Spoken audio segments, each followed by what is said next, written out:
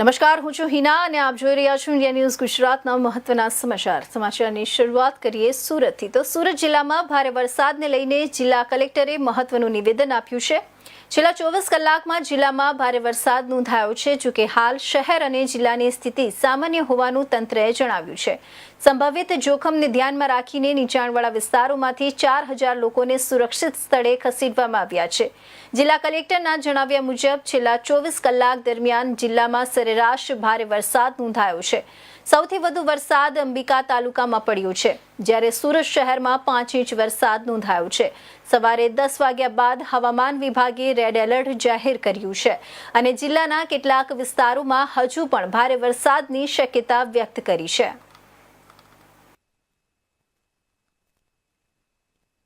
સુરત શહેરમાં આપણે જાણીએ છીએ તેમ સુરત જિલ્લામાં 31 અને 1 તારીખ એમ બંને દિવસ રેડ એલર્ટ આપવામાં આવ્યું હતું, જેના અનુસંધાને ગઈકાલે સવારે 6 વાગ્યાથી લઈને આજે સવારે 6 વાગ્યા સુધી સુરત જિલ્લાના તમામ તાલુકાઓમાં નોંધપાત્ર વરસાદ થયો છે।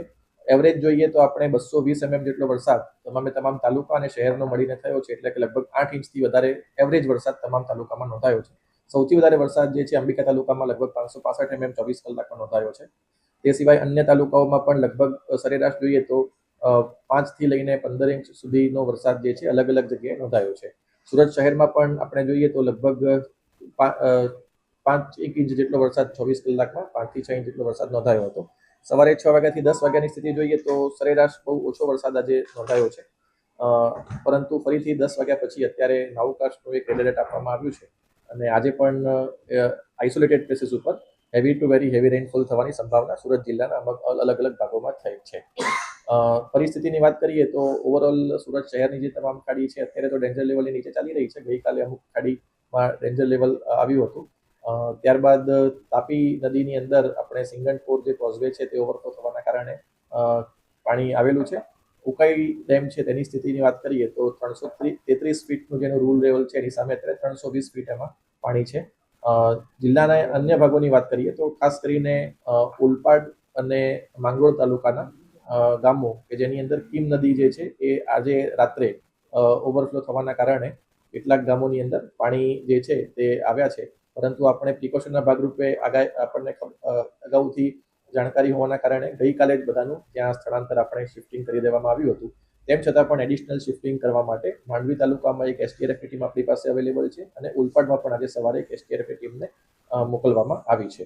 એટલે અત્યારે હાલની સ્થિતિએ જોઈએ તો ઓવરઓલ જિલ્લામાં સ્થિતિ જે છે એ અંડર કંટ્રોલ છે। ફક્ત કીમ રિવર ઓવરફ્લો થવાના કારણે ઓલપાડ અને માંગરોળ તાલુકાના ગામો છે તેની આસપાસ તકેદારીના ભાગરૂપે અત્યારે શિફ્ટિંગ ગઈકાલે પણ થયું હતું અને આજે પણ ચાલુ છે।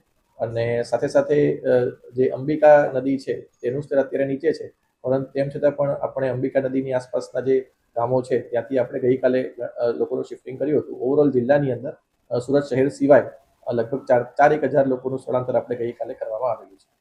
સુરતમાં અત્યારે ગભરાવાની કોઈ જરૂર નથી, શું કહેશો તમે? સચેત હંમેશા આપણે રહેવું જ જોઈએ।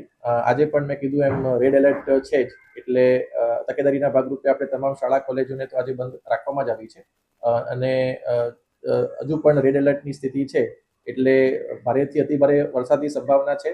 કેટલાક જગ્યા ઉપર આઇસોલેટેડ પ્લેસીસ ઉપર આ થવાની સંભાવના છે, એટલે આપણે આજનો દિવસ પણ આપણે તકેદારીના ભાગરૂપે તમામે લોકોએ સાવચેત રહેવાની ખાસ જરૂર છે અને શક્ય જરૂરિયાત ના જણાય તો આપણે ઘરની બહાર નીકળવાનું ટાળવું જોઈએ।